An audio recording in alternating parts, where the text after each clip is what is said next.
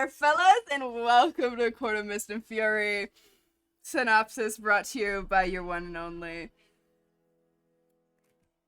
I love this book. Best book I've ever read. Made me cry twice. It was so good. So good. Look at how many tabs I have compared to the first one.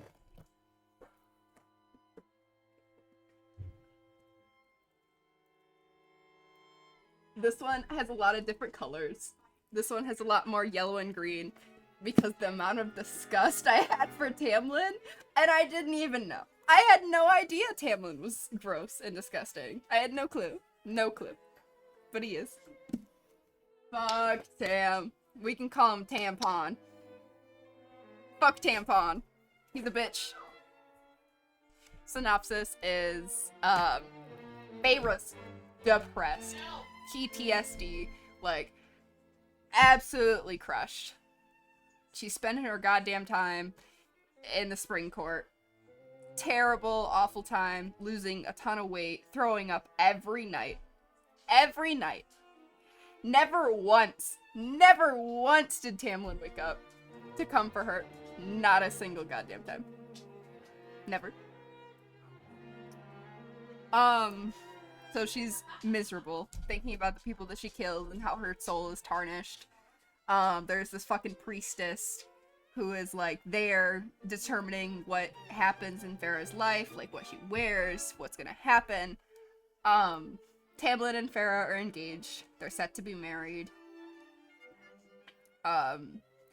Feyre's miserable. She can't leave the house. Tamlin refuses to let her go out on her own. There's always guards. It's awful. Feyre hates it. She's like, she's really fucking sad. And then, I mean, I could say it in the notes, but the one request she had, the one single request she had for the wedding, no red flowers. Because red gives her PTSD of, like, Amarantha's hair, all of the blood from when she killed the fairies, like. And you know what Tamlin did the day of their wedding? Let them put red flowers along the path to her wedding, like the aisle. But she's walking down the aisle. Mind you, there was 3 months where Rhys didn't call in the bargain, because they made the bargain of once a month she will spend a week with him. During her wedding, Feyre's realized, like, she stops halfway down the aisle and is like, fuck, I don't want to get married. Someone come save me. Please save me. Please save me. And you know who shows up? Our boy.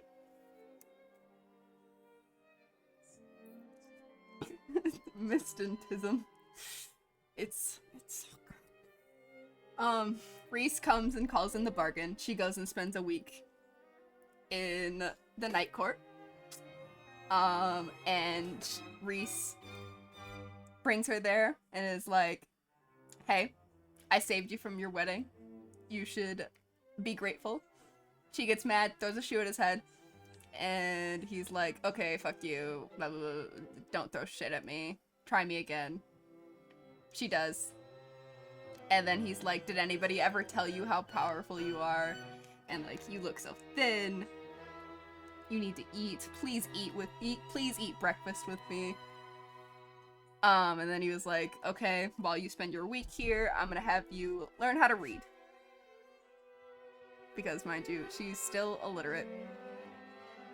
As well as she's training her magic, which she has powers. She got powers from all of the High Lords, because she got the little drop of magic to be brought back to life. Tamlin refused to let her do anything with the powers, even though they were, like, overwhelming. Like, they were starting to show up, and, like, he was like, nah, fuck you. I'm not letting you do shit. So the week goes by. Feyre's actually eating food. Still real fucking depressed. But she gets sent back to the spring court. They don't really talk about anything, like, whether or not the wedding's gonna continue. Like, nothing kind of happens, but Feyre tells him, like, hey, can we loosen up the guards? And Tamlin does a little bit. And then the next month, Rhys comes back and is like, hey, it's that time of the week, time of the month, gotta take her. And Tamlin gets real fucking mad. She goes off to the night court, spends a lovely week with Rhys. It's great. We love it. Then she goes back, and Tamlin's fucking livid. Livid. So he goes off, and he's like, I have business to attend to, and locks her in the house with magic. So there she is, alone, sad, depressed, having PTSD of being locked in a house, locked in a small area, just like when she was under the mountain. Not a really cool thing to do. As a fiance, I'll say it, Tamlin fucking sucks. But then she gets saved by Moore, who is Rhys's cousin from the night court, and then she goes and is staying in the night court. And then they stay in the night court, and then Rhys is like, hey, war is coming. The King of Highburn, which I don't even remember if I said anything about, but the King of Highburn is where Amarantha came from, and he wants to destroy the wall and kill all the humans. And Rhys is like, war's coming, and Feyre's like, okay, what can I do? And like Rhys is like, you don't have to do anything, you can rest if you'd like to. And she's like, fuck that, take me with you. And so they go to this mysterious city called Valaris, a city that Rhys, with his last strand of power, hid away from Amarantha, so it still exists, and it has existed for 500 years without being attacked. And then they start exploring Feyre's powers. They go and test all her powers, seeing whether or not she can detect items that are blessed or have magic of a lord, of a high lord, which she can. So they have to find all these books, because they suspect the King of Highburn has the cauldron, which is the thing that they all worship, that makes magic, made the entire world. Or so they suspect. So she has to find this book to nullify the power of the cauldron, so he can't break the wall. And so they go and do all the stuff. They go to the summer court and steal one half of the book, and then the other half of the book is in the hands of the mortal queens that made the treaty way back when they had the whole war of not having humans be slaves anymore. So they stole the book from the summer court. They're like slowly falling in love, her and Rhys, and they're waiting for response from the queens to go back to the mortal realm and debate whether or not they're gonna give them the half of the book so that they can fucking stop the King of Highborn. And then they go out to training camps up in the mountains. Feyre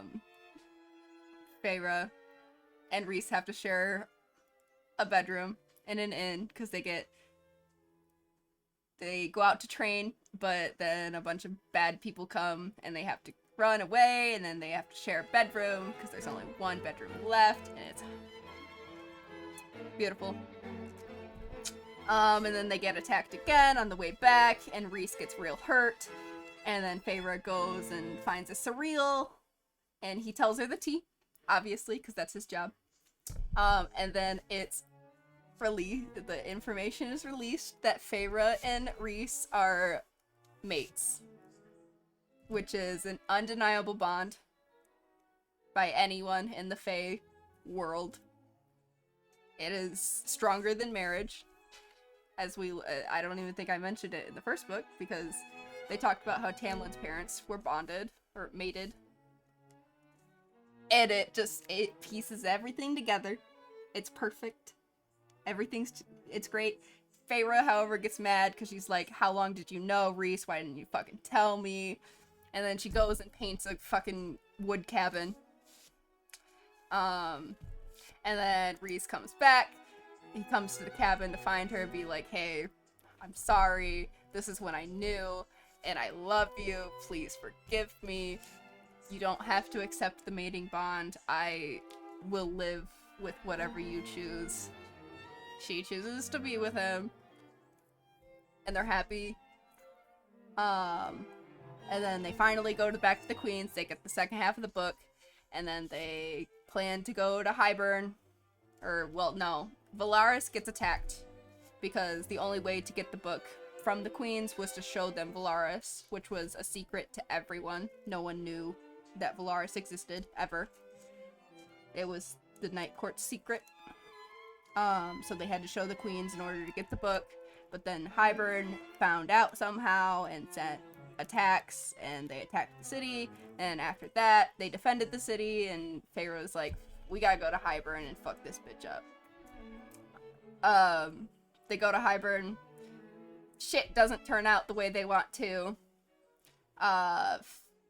Feyre's sisters get put in the cauldron and become High Fae. And then Feyre releases this big ball of energy and is like, and breaks all of the, because they had a magical bound to them, so they couldn't winnow away or teleport away. But she breaks that, and then she acts like she broke the spell that Rhys had upon her. And was like, Tamlin, oh my god, I love you. I will come home with you, please, just... And then she tells the King of Highborn to kill the bond, to chop it. And they do. And then Rhys and all of his inner circle, they get the fuck out with her sisters. And then Feyre has to go back to the Spring Court. However, the night before, it's said in the last 2 chapters that Rhys and Feyre went and upon a temple and got their mating bond blessed. And so Rhys swore her in as the High Lady of the Night Court. And so she's going to be a spy and try and destroy the Spring Court in the next book. That's the end. I don't know. What was I angry at? Oh, I must not have written it down because I was reading and then I put it down for a second. It was literally Feyre woke up in the middle of the night, throwing up. Tamlin didn't fucking react. Didn't do shit. Doesn't care that his fiance is throwing up her entire guts into the toilet every single night. Like, that's a red flag. The next one is she got hella depression. Hella depression. Oh, Feyre's asking Tamlin about what she is now that she's going to marry him, what it will be her title, and he was like, do you want a title? And she was like, oh, would they start calling me High Lady? And Tamlin was like, ew, no, absolutely not. There's no such thing as a High Lady. Bitch, of course there's a thing as a High Lady. You're talking to one.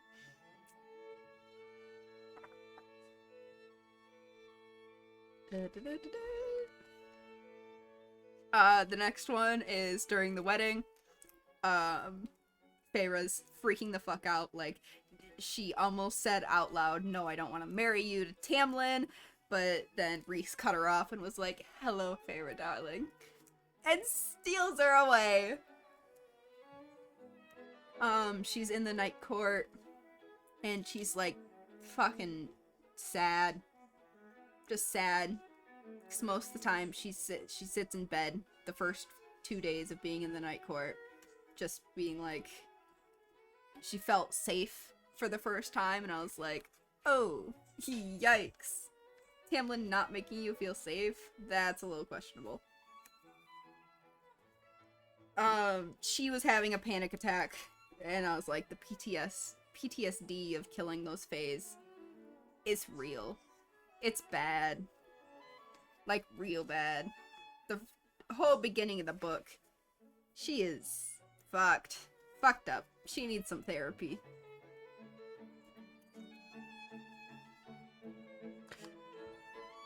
The first time Rhys says something... I mean, he obviously says great things throughout this entire book. Page 109. Because Feyre has real low self-esteem right now. And she's like, you're probably too busy to even train me or spend time with me. And he was like, Rhys told her, I will always make time for you. And then it was also like, he was like, you look absolutely skinny. Please eat with me. I want you to be healthy. And I was like, this man.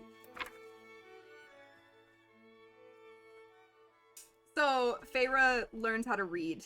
And this is her second trip back. And she is reading books. And I felt attacked by S.J. Maas, who's the author. Because Feyre's thinking, give me quiet, steadfast company with those characters who did not exist and never would, but somehow made me feel less alone. Like, bitch, leave me the fuck alone. Don't call me out in the middle of a fucking book.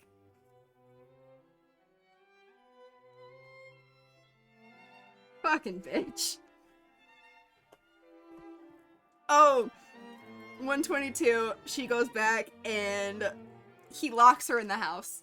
She freaks the fuck out. Like, her emotions go fucking wild. She encases herself in an entire cocoon of darkness to, like, block out anybody. Like whole spiral down. And then in 125...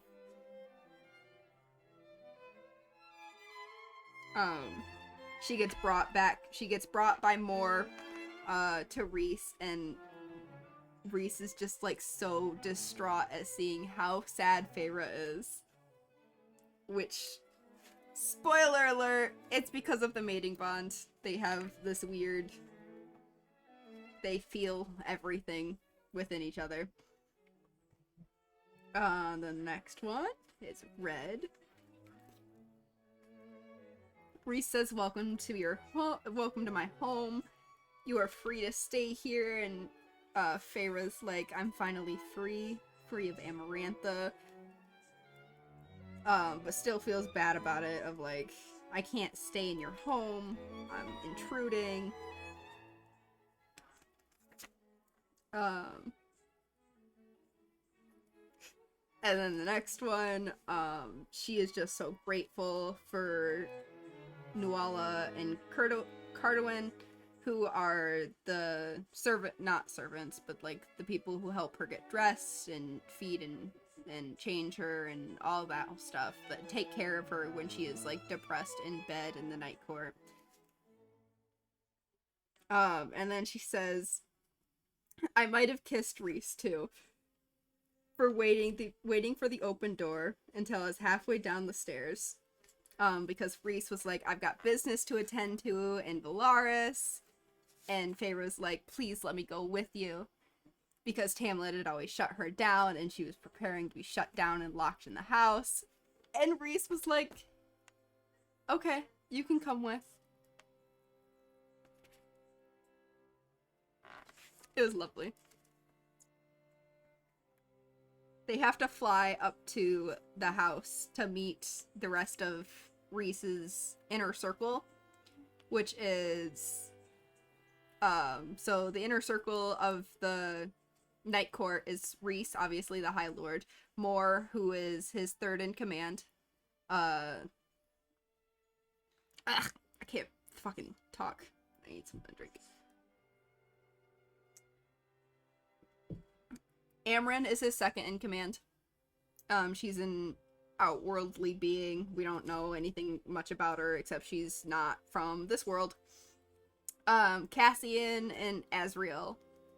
Cassian is the leader of his armies, and Azriel is his spy. He is a shadow singer, which they don't quite explain what a shadow singer is, honestly, but those two are Illyrians, which is a breed of lesser fairy, and they have bat wings. And Rhys is also a half-breed, because his dad mated with a Illyrian, and it was all controversial, and like he's a half-breed, and then the other two are bastards, and they all like became friends in Illyrian boot camp. It's great. They're all a big happy family, but Feyre has to fly up to meet them because the house is warded, so nobody can like teleport into there. And like Rhys has wings, by the way. Don't know if I mentioned that. They're hot. But he's so considerate of her feelings when they're flying up. It's great. Oh, Cassian, the very first words he says to Feyre is, "Come on, Feyre, we don't bite unless you ask us to." That man. We love Cass. He gives me Emmett Cullen vibes. Which, that doesn't mean anything to anybody else, because they've never seen Twilight. But, you know. Oh, she was having a nightmare, screaming, and, like, power was releasing, like, because she was having a nightmare, and so the powers, she didn't really have any control of them, and Rhys came into the bedroom, and was like, "Feyre, please wake the fuck up. Everybody's terrified, like, you're hurting me through the bond." Not that he said that, but it was just, like, it's so obvious that she is falling in love with him. It's great. After waking up from the nightmare, she runs and goes and throws up. And Rhys follows her and holds back her hair and is like, "It's gonna be okay. Just breathe." And walks her through the nightmare and the panic attacks. And I'm like, this is what support should be. This is what support looks like. She again is like putting herself down because she killed those people, and it just keeps coming back. As soon as she gets any sort of like good mental stance, it immediately comes back in her mind and like shuts her down, and it's real sad. Oh, they were having to share close quarters while they were trying to like ignore each other, because like Feyre and Rhys were like trying not to be so close to each other because it was obviously like they liked each other but weren't gonna say shit about it for fucking 40 chapters.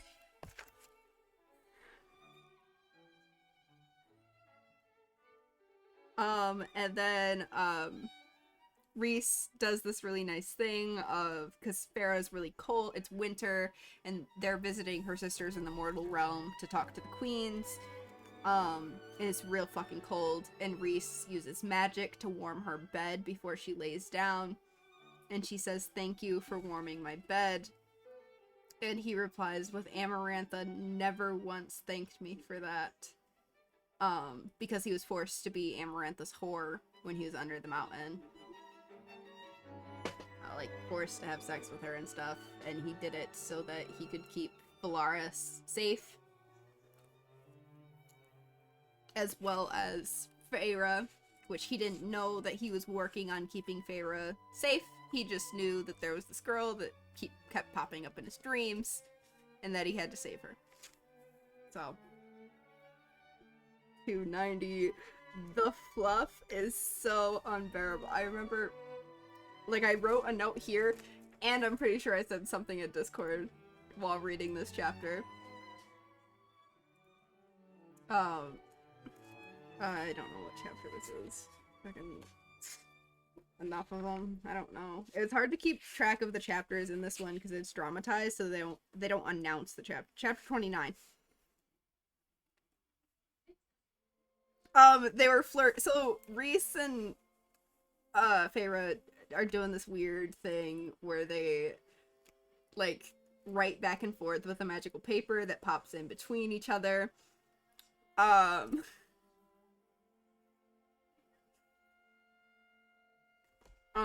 and Feyre writes, "Go lick your wounds and leave me alone." The paper vanishes, comes back. Rhys replies, "I would rather you licked my wounds for me."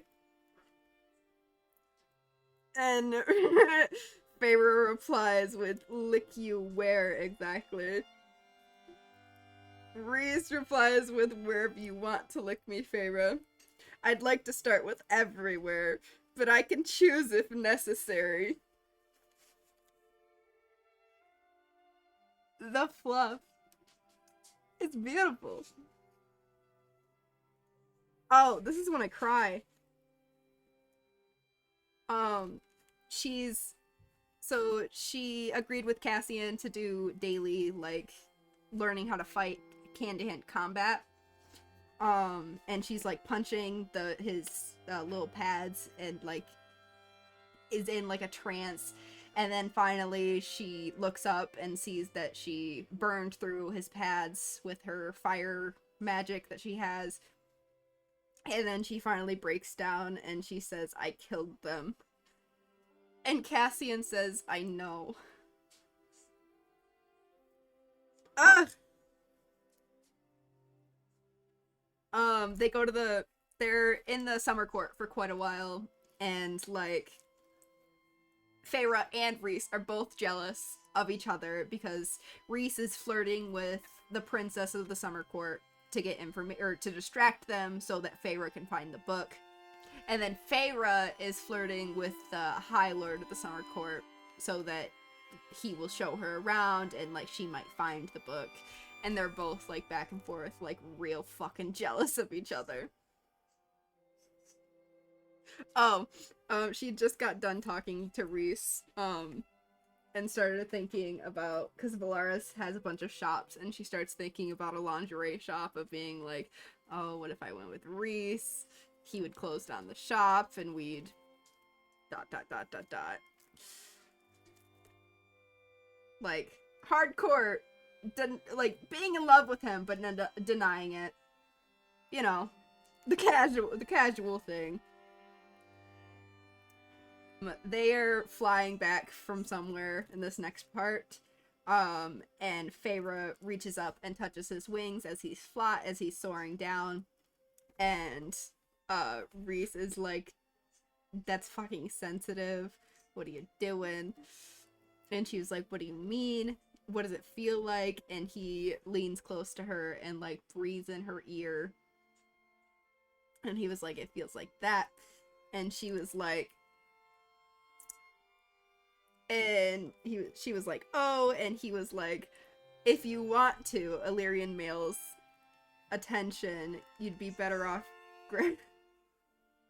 No, that's the wrong quote. Blah blah blah. He talks about how the wings are sensitive, and she asks, and during sex, and Rhys says during sex, an Illyrian's male can find completion just by having someone touch the right spot of his wings. That's hot. We'll move on. 409. The only note I have is hot, so something must be happening. Oh, they have to. So the reason why everybody thinks Rhys is bad is because the only court that is public to them is the Court of Nightmares, because they have the Court of Dreams, which is Valaris, and the Court of Nightmares, which is under the main mountain of the Night Court. And it's what Amarantha based her court off of, under the mountain. And it's awful, and they have to go there to steal. They have to go there to steal something from the people that are down there, like Mora's father and stuff. And Feyre plays the little sexy lapdog. Page 413. It's starting now that like she's more aware of like Rhys's like feelings towards her, she realizes how much Rhys doesn't go with things because like he has this inner self-hatred as well as the same thing that she does because of his trauma of being Amarantha's whore. It's sad. And then they get in a fight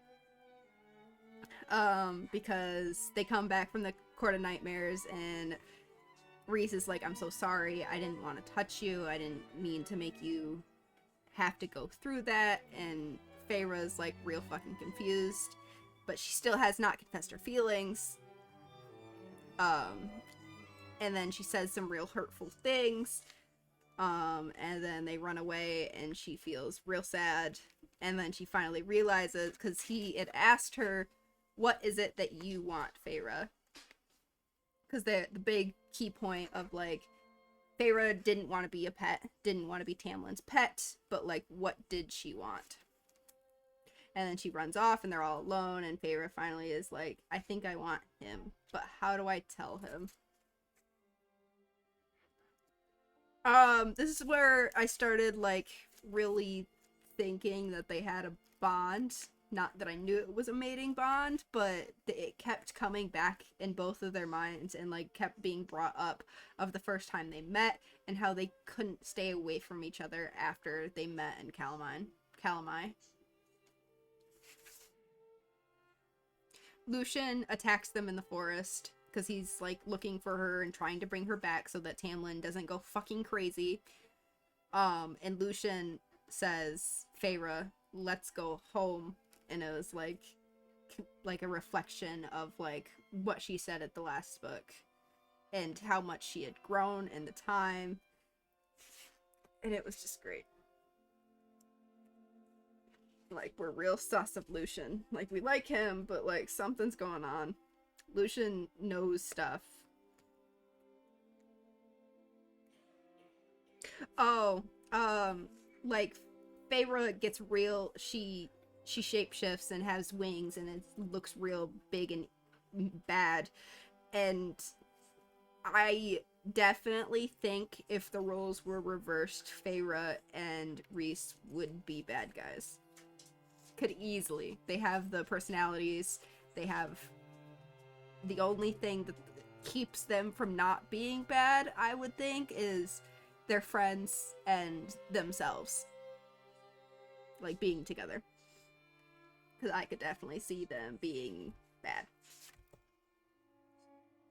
Oh, this is where they get attacked and then they have to run to the inn. They have to share a bed. It's I know it's cliche, but like sometimes just the best way to get your characters together, they gotta share a bed. In a tiny room. In an inn.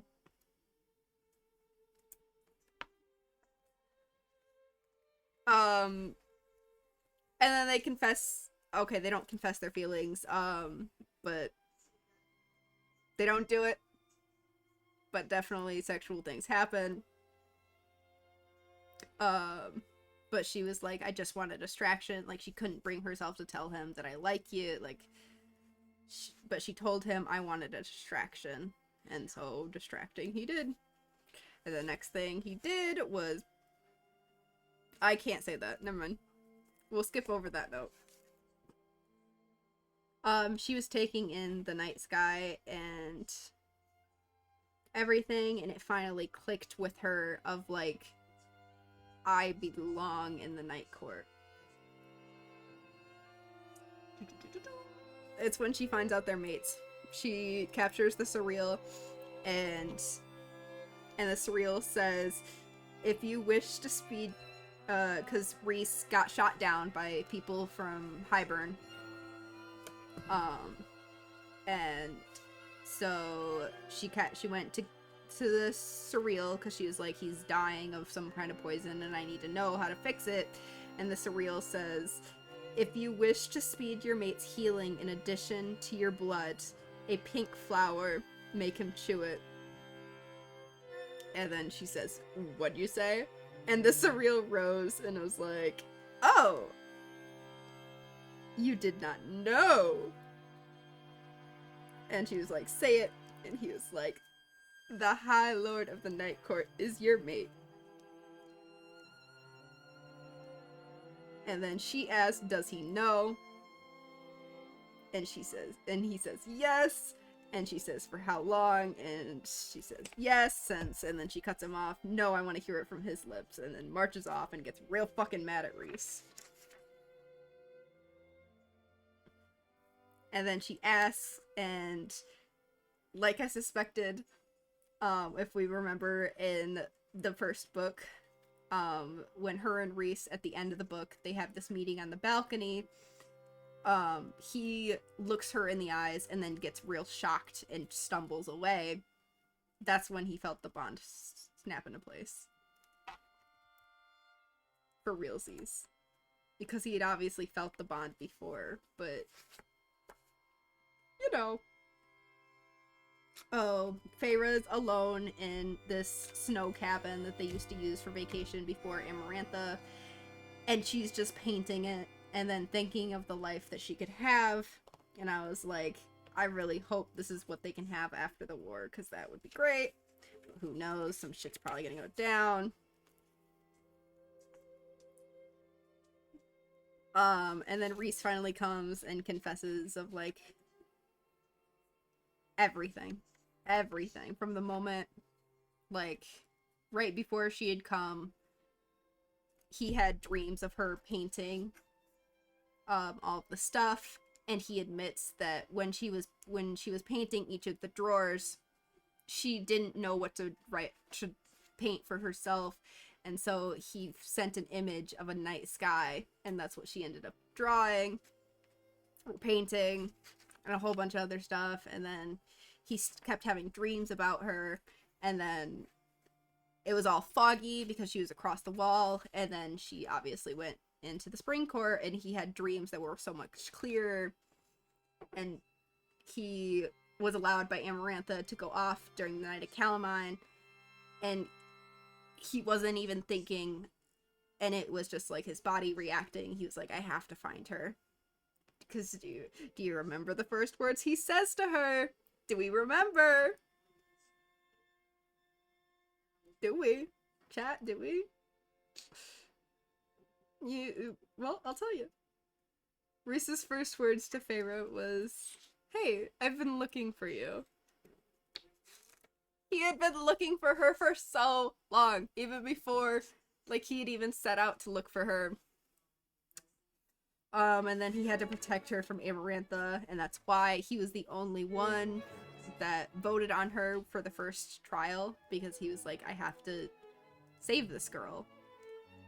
Like, she came back for Tamlin, and that hurt, and he was jealous of the way she felt for Tamlin, and she couldn't say anything, and he didn't want to use it when he finally saved her from Tamlin. He did not want to tell her immediately, because obviously that wouldn't have gone over well. And then finally is like, I love you, blah, blah, blah, blah. And then at the end of the whole speech, Feyre's like, you love me? Rhys nods, and then she feeds him soup, which is the form of the woman accepting the mating bond. Then things to lead to another. They have... It's good. It's great. Lovely. And then it comes up again of... she was thinking about the whole time when they met on Calamine, and which is good, and then he teases her about saying the words that she said when she thought in her mind, because you thought I was the most beautiful male in the world. And it all makes sense. It all makes sense now. Why she never described Tamlin like that. Because Rhys was meant for her. Literally, the cauldron formed their souls to be one. Oh, they were obviously doing the deed.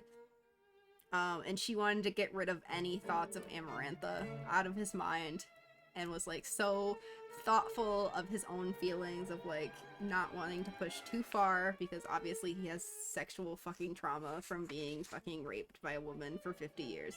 for fucking however many years. I would be too. Like, not blaming you, Rhys. It's a recurring thing of like where they both don't think they're enough for each other, and it's a little sad.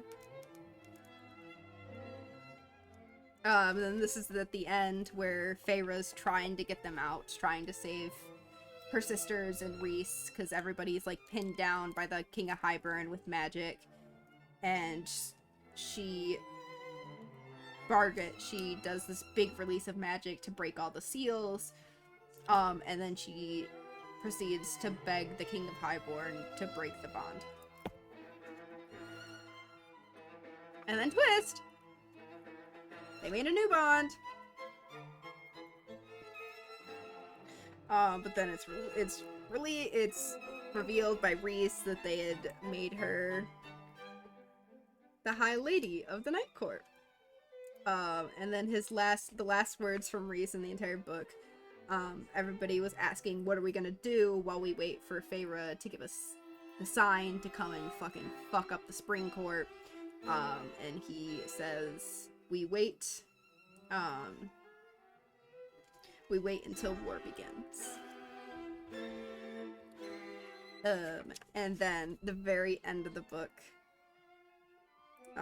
the last lines were, and so Tamlin unwittingly led the High Lady of the Night Court into the heart of his territory. She is gonna cause mass destruction, and he deserves every fucking bit of it.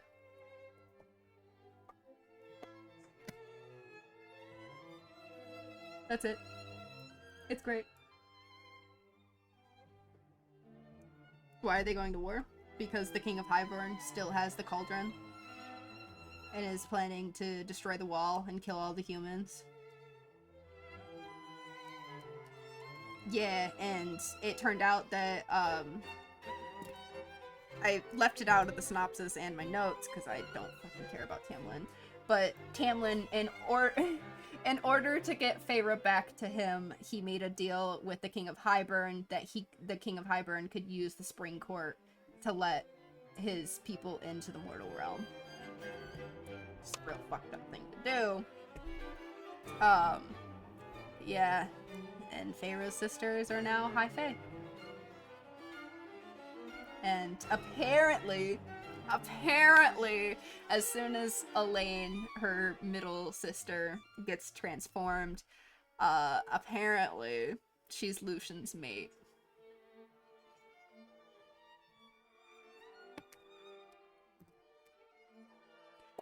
And then I have my suspicions of Cassian, who's one of the Illyrians, being mates with Nesta. So, anyway, we can play some Overwatch now. Do you have any questions, comments, or concerns about the book? Let me know. Let me know them. I love talking about this book.